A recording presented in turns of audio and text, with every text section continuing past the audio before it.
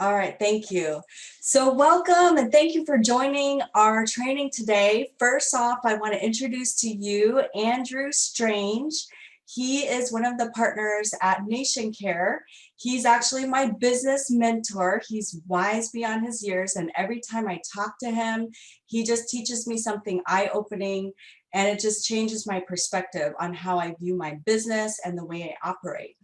So I asked him to join me today because, full disclosure, it wasn't that long ago that I was just a one-woman show. I hired my first assistant about 3 years ago. And so Andrew has so much experience with hiring and training. I thought it would be helpful to have him share his perspective and words of wisdom as well. So he'll be popping on here and sharing his perspectives on some of this stuff. Hey, Andrew. Hi, Malia. How are you? Good, good. Thank you so much for joining us. My All pleasure. right, Thanks for so having me. don't forget, if you have any questions, drop them in the Q&A section. If you drop them in the chat, it may easily be missed. And just for time purposes, we're gonna wait till the end to answer your questions, okay? So we're gonna go over the agenda. Today we're going to go over why hire a assistant, the types and tasks that you're going to assign to them, a little bit about your job posting, interviewing, setting them up, do's and don'ts, and final thoughts. So why hire an admin? So here are my top reasons why you should hire an assistant. First, you delegate duties that you don't enjoy or tasks that are not your wheelhouse. For example, data entry is super boring for me, and sending birthday cards seems so mundane. They have to be done, but because I hated doing those things, I would procrastinate or even skip doing those important tasks. And it just so happens my assistant loves data entry. I'll go over a list of tasks you can assign to your admin in the next slide, just to give you ideas of what they can help with. My personal number one reason to hire an admin is time. We're blessed to work in an industry that offers residual income, and our commissions compound over time. You work hard, you make more money. But no matter how hard you work, we only have the same number of hours in the day. So time actually becomes our most valuable resource. And soon your time is worth more than money. When my daughter was in kindergarten, her teacher interviewed each student and recorded their answers as part of a Mother's Day gift. My friends posted their children's response to the question, "What is your mom's favorite thing to do?" Everyone else's kids put, "Play games with me" or "Bake cookies with me." My daughter answered, "My mom's favorite thing to do is work." I was so sad. I actually cried when I read that response. I felt like the worst mom in the world. And if I died tomorrow, I don't want my kids to remember me by someone who worked all the time. So that was a wake-up call for me. Time with our loved ones is limited. The third big reason to hire an admin is money. When I had decided to hire my first admin, I had justified in my mind that it would be worth it to take a pay cut in order to gain more time with my family. And do you know what ended up happening? Instead of making less money that year, I ended up almost doubling my income. So what happened was that instead of spending time servicing policies, being on hold for hours with carriers, I spent most of my days selling and bringing in more businesses. So the time they free up, which allows you to bring in more residual income, eventually covers their wages. So great employees are worth their weight in gold, and technically they end up paying for themselves. So Andrew, do you have anything to add to this? The big thing, obviously, being time. Whether you're looking to do things that are more revenue generating with your time, or you're just looking to get some more of your own time back in your life. I think that's the key reason for even considering any new employees, specifically an administrative assistant, because this business always has something that you could work on. And obviously, like we've talked about, Malia, if you could take things off your plate to allow you to either generate more money or generate more time with your friends and family, that to me is the biggest reason, the biggest why of this whole dynamic. I totally agree with you, Ann. So these are some of the tasks you can assign your admin to do. None of these require to be licensed. Okay. Now, during the hours my admin works, I forward my calls to her.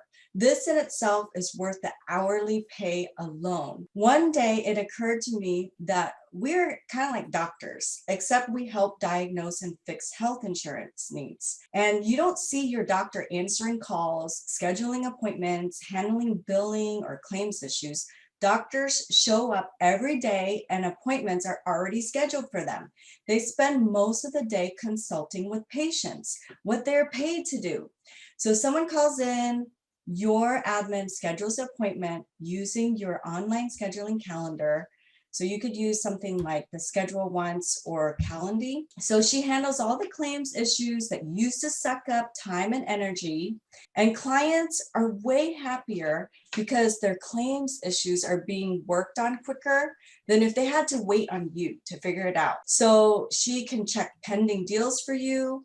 Basically, anytime you need to call into a carrier and ask an underwriting or member service question, let your admin make that call. They can make sure your SOAs have been received before your Medicare appointments. They could take payments, do data entry. And when I'm speaking to my prospect, I take handwritten notes on my intake sheet. I don't know if you guys just like print it in or type it into your CRM, but I just like handwrite everything. So every few days I scan them and send them to my admin to input in the CRM. And that way, when they call back months later, ready to buy, all their notes can be easily pulled up and you end up looking really good for remembering all those details about them. Now, if there's any downtime, you can have them run social media posts, put together newsletters, and answer Facebook page inquiries. Have your admin work on thank you and birthday cards at least once a month, and you've got to train yourself to delegate. So before you make a call or about to start a task, ask yourself, and I actually had to train myself to do this, you ask yourself, will this actually bring in money, or would my time be better spent right now presenting to a client or networking to build a referral partner relationship? So Andrew, do you have anything to add to this? I think this whole task section is crucial. It's actually the first thing that I had written out, and I've gone over this with a handful of people recently. Some of these people are actually on the call. Make a list of the things you would want somebody to do before you hire them. Just wanting an assistant or thinking that you need an assistant is great. The most important part to me is, what is that person, if and when I find that right person, what are they actually going to be doing? And whether you're hiring an LOA agent or you can take an assistant that's going to remove some of these tasks that you have listed out here, the goal needs to be, what are they doing for me? And if that's not clear cut, to me, it doesn't make sense to bring that person in. It needs to be very defined. You need to basically create a summary for that person so that they know what you're getting them into. And then the most important part with the hiring process to me is having open dialogue with that person as to what the expectations are when they're coming in. If you're sitting and having an interview with somebody and you ask them to do something, a lot of times you could tell with body language. I mean, at the end of the day, we're all salespeople, right? We could tell by body language if that's something that needs to be looked into a little bit further. If I have a conversation with somebody and the expectation that I have with them is that they're going to do my Facebook post for me or my Instagram post for me, and I bring that up in the interview process and they start squirming around in their seat, they might not know anything about how to do those things. And that's a talking point, and that might not be the right fit or the right person for that assistant's job. And it needs to be weighted as well, right? It needs to be something where it's like, these are the tasks in priority of them needing to be worked on. So the task thing is crucial. Yeah, and those are really good points too, Andrew. And actually, I've had my first assistant 3 years ago, and even when Andrew started coaching me, he actually had me refine that list even further, and that was very helpful. So there's 3 types of help that you can hire. You can either hire virtual assistant, 1099 employee, like an independent contractor, which is basically like a virtual assistant, or you can have a W-2 employee. Now, I explored the options and considered all the pros and cons to each. Now, virtual assistants and 1099 independent contractors do not require you to pay into payroll taxes such as Medicare, Social Security, unemployment, and workers' comp. It's actually lower commitment and it'll cost you less on a monthly basis. It's easier to let a virtual assistant or a 1099 person go if things just don't work out. However, it boils down to the nature of work you are assigning to them. Virtual assistants can do basic things such as answering phones, customer service type things. Contractors are going to be more project-based and they complete the projects on their own time. Now, if you have set days, set hours, and assigned tasks for your admin to complete during a certain time frame, then they really should be paid as a W-2 employee. Now, I ended up personally going with the W-2 employee route because I needed the commitment from my admin that they'll show up each day during set times of days. And in order for them to help my clients with claims issues or talk to carriers on the client's behalf, I would have to give them access to some sensitive information. And I'm really protective of my clients' info. So I'm not just going to give like a random VA access to that information. At the end of the day, I felt that someone who was employed by me would care more and be more committed to my business. And it's like the difference between using a prepaid pay-as-you-go phone versus paying for a monthly Verizon all-you-can-talk plan. And remember, when you work with an independent contractor, you're technically not their boss. So if they want to take the day off or clock out early, they don't even have to ask for your permission to do so. Andrew, do you have anything to add to this? Yeah, I mean, you hit the nail on the head. It's really, it's not something that somebody could tell you what to do or not to do. It's a personal preference. And I think that every talking point that you hit is very spot on. VAs, virtual assistants are very popular right now. You could go on websites like Fiverr and find people to help you with tasks, whether it's, uploading data into your CRM or creating, web content for you or logos, whatever that, anything you go on there, you could find. To me, it's more about, it goes back to the tasks and it goes back to what your goals are with this type of person. Are you looking to have somebody that that they're going to be there from 10 a.m. to 6 p.m.? Is it something that you want somebody that's going to work a random 20 hours a week throughout the week and just do tasks for you? I think that those things are really important because if the goal is to take, the 20 clients a month that you're selling and make sure that they get called once a month and make sure that the information is getting uploaded into your system, you are going to be more comfortable with a 1099 type employee, right? Somebody that can kind of do things on their own time. You set some guidelines and expectations, but they could do them as they see fit throughout the week or the month. A W-2 employee, you really want to make sure that you have the tasks lined up. You really want to make sure that you're trying to fill up that time. Just because somebody's going W-2 doesn't mean they have to work 40 hours a week. That would be a really important thing to do. One of the things I've talked to you about and talked to other people about is how much time is it going to take for you to complete the task that you want this new person, this new assistant to complete for you. So let's say the list of things is going to take you 20 hours a week. I would assume that it's going to take somebody brand new 30 hours a week, let's say, to complete those same tasks so that I know that they should be able to work 30 hours a week. So then the question becomes, do I want to bring somebody on for 40 hours a week and find 10 more hours a week of things to do for them? Or do I want to offer them a 30-hour a week position? Again, the more detail, the more granular you could get with what you're looking to have them accomplish, the more it'll help you answer the what type of help question that you have. All right, so job posting. Now, this is not perfect, but I just basically copied and pasted what I did for my job posting. I just put sales assistant position available or sales assistant position available, looking for a reliable person with great communication skills, quick learner, problem solver, and detail oriented. Position is somewhat autonomous as some days you may work from home. Customer service experience preferred and sales experience a plus, must be able to pass a background check. I put in their schedule somewhat flexible. And at that time, I just needed someone 3 to 5 hours a day, 3 to 4 days a week. Pay right now, you're gonna have to start at least $15 an hour, I think, to get a qualified person, especially with all the job shortage right now. In some areas, it's gonna be higher than others. In Idaho, the minimum wage is just like $7.50, I believe, but I started mine at $15 an hour. I put in here some instructions. Please send resume to, I put my email address and put with the subject line resume because I wanted to see if they could follow directions.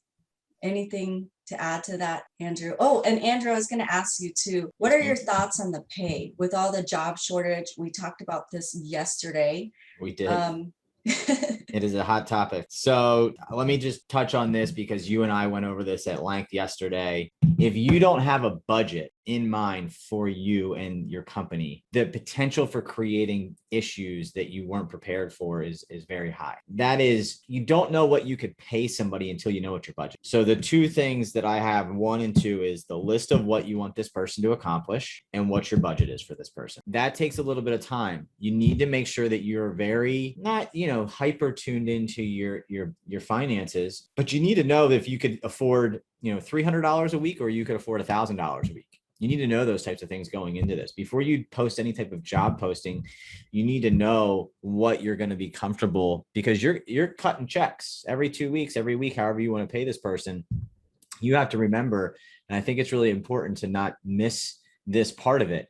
You're taking someone's livelihood into your hand when you hire somebody. And I don't take that very lightly. Between the companies that I have, we employ close to 100 people at any given time, depending on what time of the year it is. I don't take lightly for one moment that every single one of those people that we're employing has an expectation that their paycheck's going to be there the Friday that it's supposed to be there. And it's not something that could be understated enough. So if you don't have a budget in mind, the last thing you want to do is hire somebody, you pay them for 3-4 weeks, you realize you can't afford to keep paying them what you've offered to pay them. And now there's these really difficult and challenging conversations that need to happen. That's number one. Number two, you have to look at what you're trying to accomplish. If you want somebody to just, do some lower level type work, you don't need to offer as much money. If you're looking to have somebody do higher level things, reconciling your commissions, if you're trying to have people, assistant, reconcile commissions, if you're looking to have assistants create workflow tasks for you, if you want them to kind of be proactive with doing things, typically you're going to pay up a little bit more as opposed to somebody that's coming in for a lower dollar amount that is saying, here's my list of tasks, I get those done, and I'm not thinking outside the box in any capacity. Not saying you won't find that person at a lower price point, but typically that price point, the lower price point, isn't going to bring that type of person. What do you want that person to do will dictate how much you're probably going to have to pay them. What you're going to have to pay them is going to be based off of what your budget is for your company. Those are the two big, takeaways that I would have for this type of really job good posting. points. Yeah, and actually, I'm looking to add a salesperson within the next few months here. And Andrew had the same exercise for me. It's like, Malia, figure out what your budget is. It's just to touch on it. It's not an easy thing sometimes to look at, because what I'm learning more and more is, I've employed people for a very long time. So we've been doing this for a very long time. But in the insurance world specifically, what you find a lot of times is it's a lot of people that are working as a one-man show, one-woman show. Mhm. And they've never had the need really to have a budget. Malia, you never had to really have a strict budget to do these types of things, because you know that you're good. You're taken care of. You know that money's coming into the account and all your bills are getting paid and you got extra money going into savings and everything that you're looking to do. It's different when now you have to worry about the fact that you got to keep paying yourself the way that you want to be making money, but you also have to now be dependent on somebody else. $30,000 a year is basically a $15 an hour employee. Can you look at your budget on a yearly basis and say, hey, I could afford for $30,000 to be missing out of my bottom line at the end of each year? Right. Well, and then like you said, Andrew, though, is when you're investing in good employees, then they end up making you money in the long run. Correct. But it's going to take you money up front, right? You have to invest. One of the last thing, there has to be from my experience, there has to be an understanding that there's going to be a learning curve. There shouldn't be an expectation that someone's going to come in and hear something one time and do it perfect, exactly the way that you explained it to them on the first time that you explained it to them. Right. There's going to be a learning curve. There's going to be trial and error. There needs to be some patience whenever you bring on somebody new. Best case scenario, you bring somebody new on, you show them everything one time, you never really have to show it to them again. But a more realistic expectation is some people are going to have to see things 3, 4, 5 times.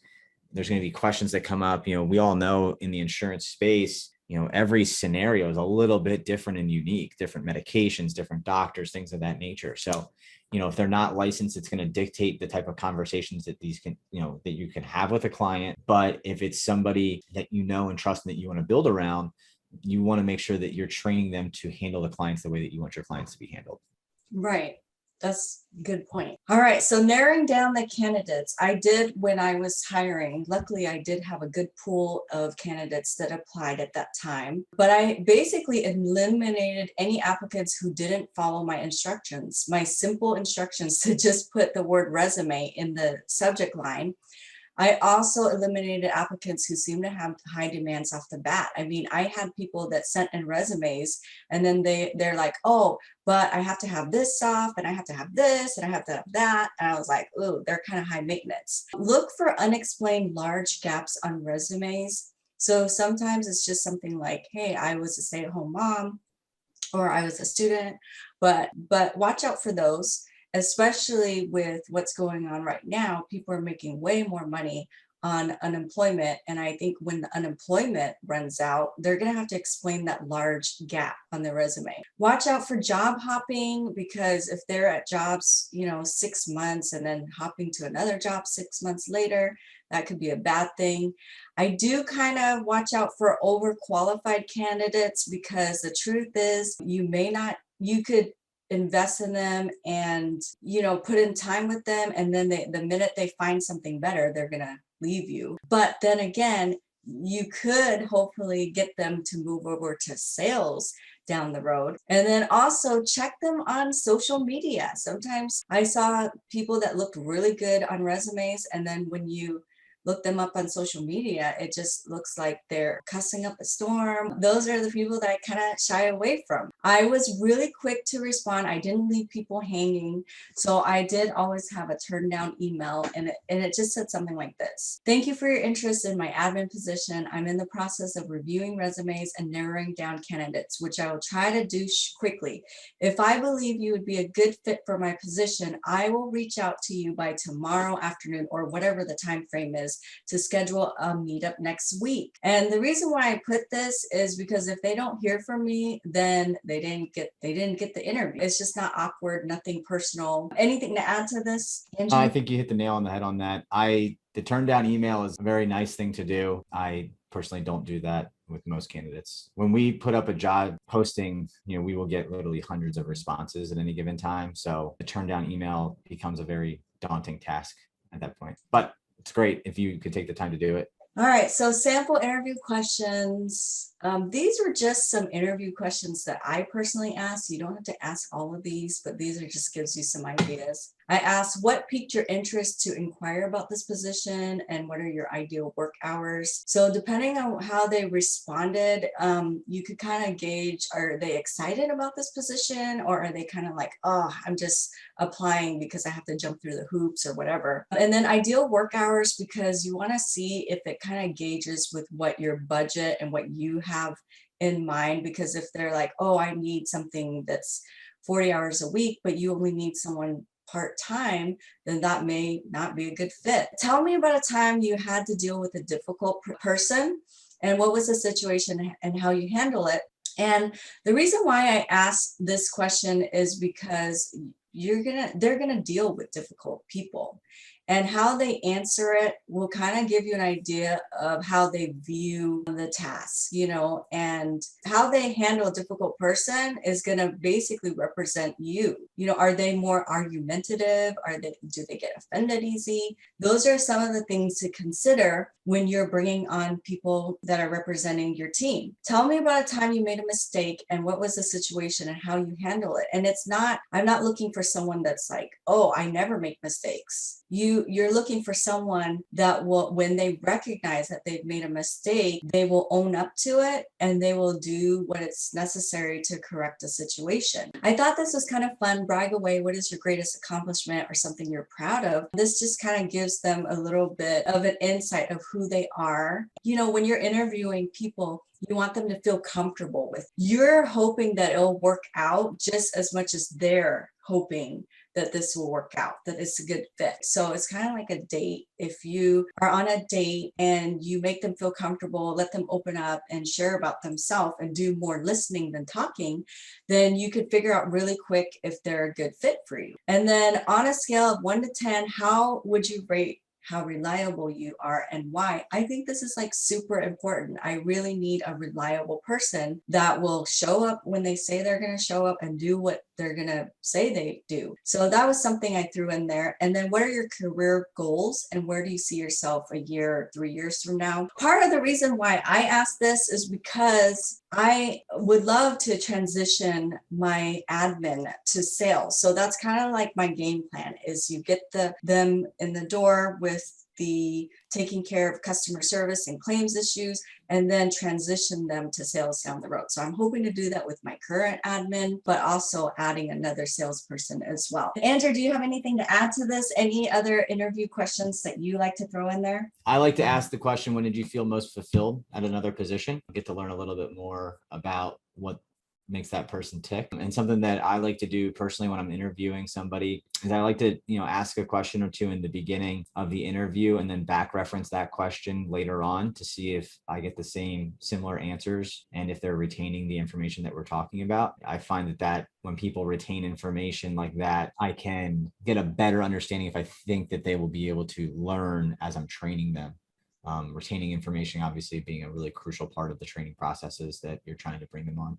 If they don't have any background in the insurance space, obviously the quicker they could start retaining information, the better. But all these are great questions. The thing is, I would definitely have a list of, 6 to 10 questions preemptively written out as the person that's doing the interview so that you make sure you have thought about the things that you want to find out about that person in advance. Yesterday, I had asked Andrew, what are some of the characteristics that he looks for when he's interviewing, and he had some pretty good ones. Andrew, do you want to share those? Yeah, I mean, I like big things that I like. Number one is, are they going to be able to learn? Can I ask them something in the interview? There's an answer that I give or that they give, and it's referenced again, and they're able to retain that information. Are they punctual? Are they showing up on time? Obviously, that's a huge piece of the equation, right? Is the punctuality piece. I have, unfortunately, more people that we've brought on have not stayed with us than people that have stayed with us. And the other big thing for me is the willingness to learn, right? Do they want to learn what you're doing with them? Do they want to grow in the space that you're trying to bring them into? You also mentioned personality too, because that's not something that you can train people, right? That was more for the sales position, but obviously for an administrative assistant, it doesn't hurt to have. When I'm bringing somebody in for a sales position, I want them to have personality because they're going to be dealing directly with trying to get somebody to work with you. Personality will allow that to happen typically quicker and easier. Personality is also a great thing, obviously with an administrative assistant as well. All right. So employee setup. Now setting up and running payroll is super easy. Now I haven't shopped around for a while, but it seemed like Gusto was the most cost effective and used, which includes full service payroll and more. And we're kind of running out of time here. So I was going to show you how to run payroll, but I think we're running out of time. Gusto, if you do use Gusto, send me a message. I could send you a reference code. I believe we both get a gift card if that's a thing, but more importantly, they teach you how to use everything, and all their systems have like training videos on how to use all their systems. All right. For the record, I did not know Malia was going to say Gusto right there. Woohoo!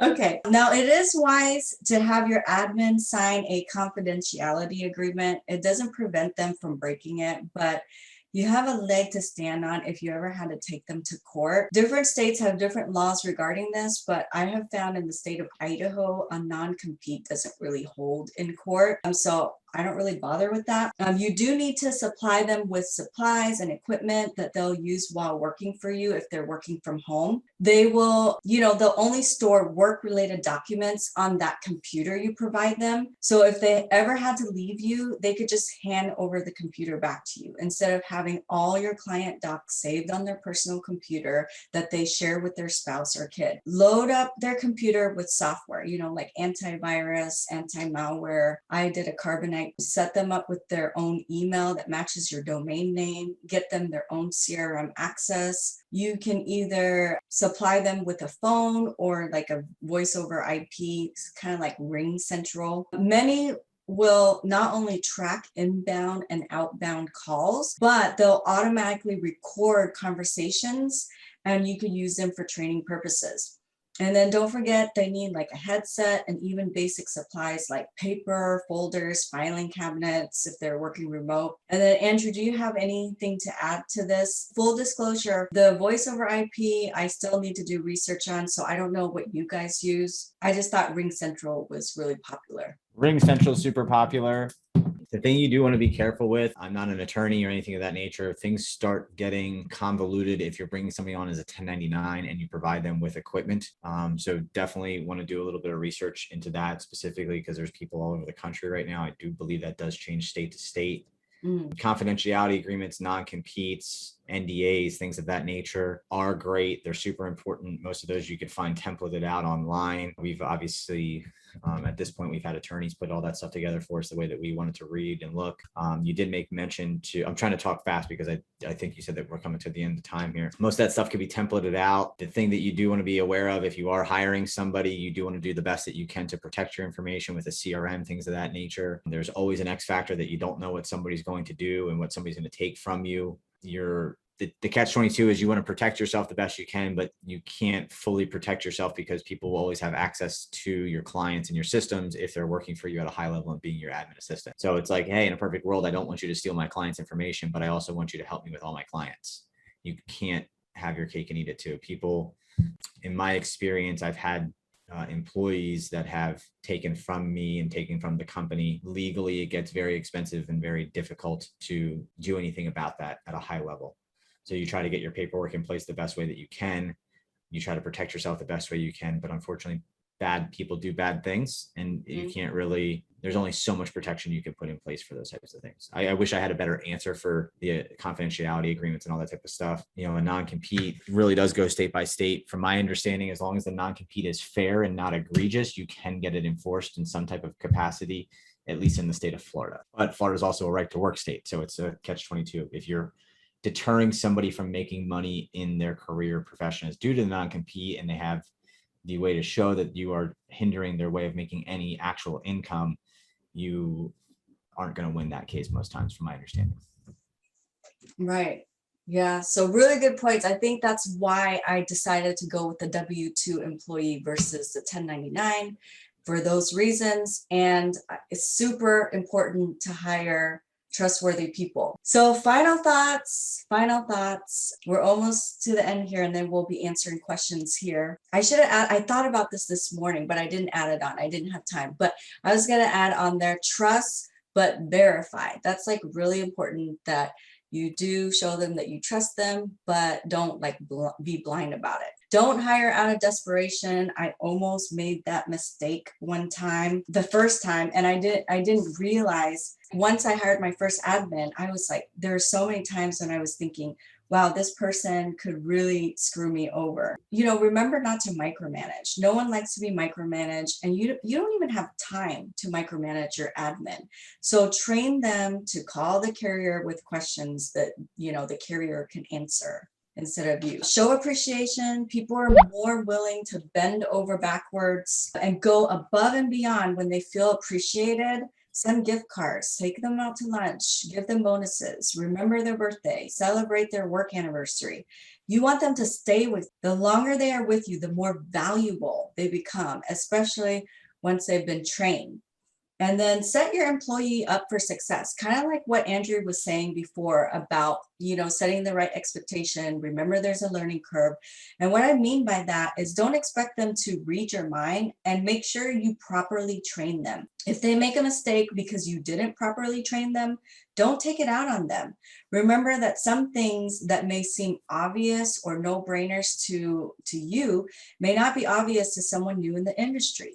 So Andrew, do you have anything to add to this? Micromanaging things is going to be really difficult typically for people. The best way I have found to alleviate micromanaging is set very clear and realistic expectations and things that are scalable, right? So if you don't want to micromanage and ask somebody every 5 minutes what they're doing, tell them that by the end of the day, they need to have called 30 clients and have a way to track that so that you could say that they called and talked to 30 clients. Those are the types of things that will allow you the freedom to not, just because you hired somebody doesn't mean you're going to have less work instantaneously. The best way for you to get to less work on your plate is to not slowly, but is to delegate and move the things that you had put in your tasks for that person over to them.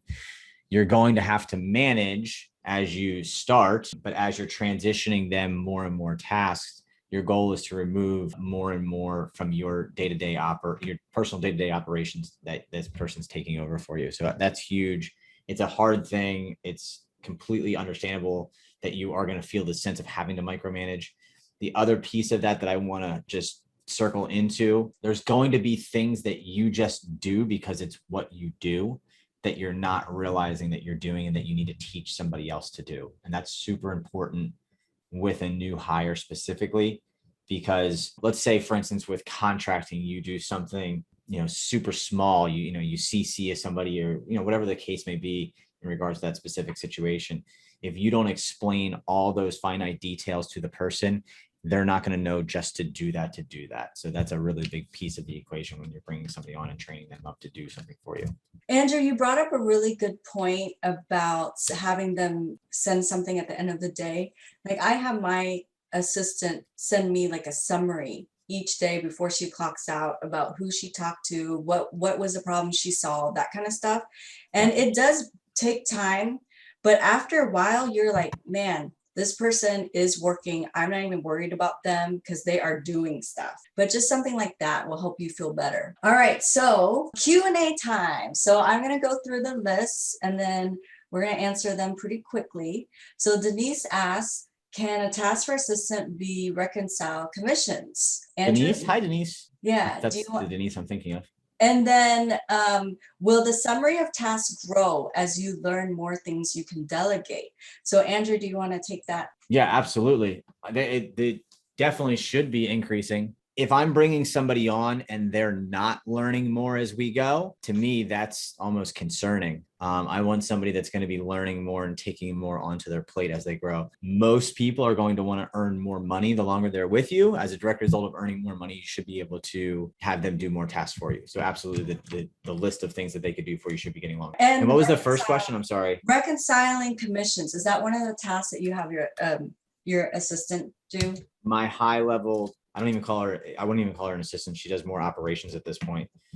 Yes, she reconciles commission. Yes, I know. There's kind of like part of you is like, I don't want them to see what I make, but yeah, you have to. That's a trust thing. You got to really trust the person before they're doing that. But reconciling commissions in and of itself is almost a full-time job. All right. Sasha asked how to find a VA and where to start looking. Do you know the answer to that?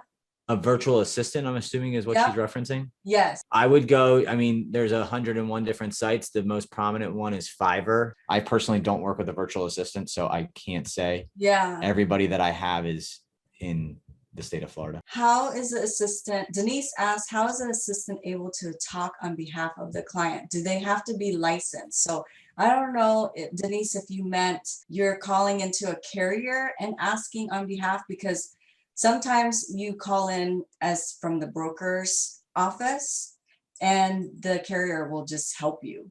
But then other times you actually have to three-way the client in. That's worst case scenario. They three-way the client in. Yeah, so we do three-way. Anything that we need the client on the phone, we do a three-way call with the assistant, the customer service admin person, and the carrier. Mel asks, do you find a W-2 admin is better for those who have brick and mortar? I would say yes. Yeah, I would say if they're W-2 and they're coming in, you want them to be W-2. Right. And the main thing, Mel, too, is remember, when you're W-2ing someone, then you're expecting them to show up at your place of business during set hours and days.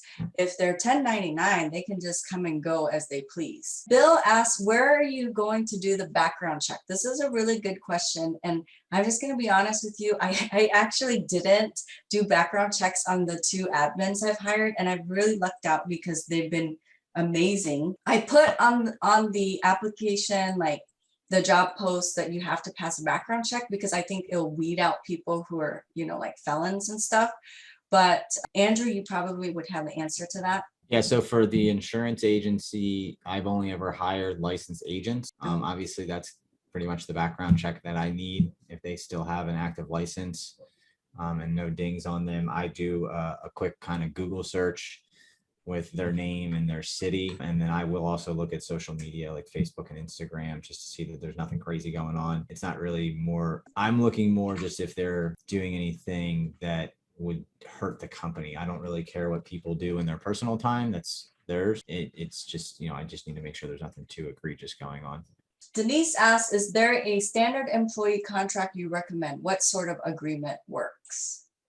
So we have had all of ours drafted with attorneys and reviewed and tweaked for our company ourselves. I know that you could get a lot of that stuff. I want to say it's LegalZoom will do a lot of that stuff. And there's usually a lot of stock things that you could just buy in regards to agreements and contracts and stuff like that. It gets expensive very quickly if you start working with a contract attorney. I could tell you that from personal experience. But depending on what you're looking to account, if I'm bringing on a $15 an hour, admin assistant, I probably wouldn't have a lawyer put together a contract for me. Okay, great. Julie, hi Julie. Julie's my friend here in Idaho. Well, she's probably in Arizona right now. Julie says, Malia, in the past, when interviewing for a large company I worked for, I always ask, will you continue to put your resume out and look for other positions? And you'd be surprised how many will say yes. Wow. It's an interesting question. I like that question. Yeah, that's really good. Chris asks, how do you protect yourself with dealing with PHI? I think Andrew kind of talked about this earlier. Like there isn't like a perfect solution, but you do your due diligence, I guess.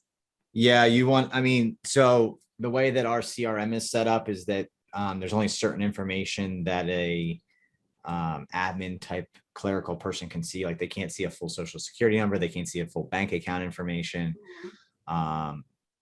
So we protect ourselves from those things leaking out to just a admin assistant.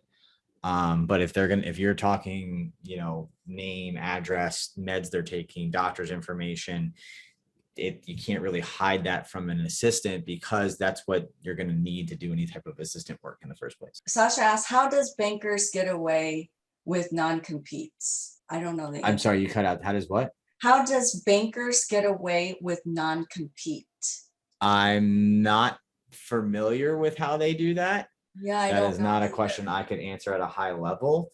I know that people that have very large pockets are able to do things that people that don't have very large pockets can do, or deep pockets.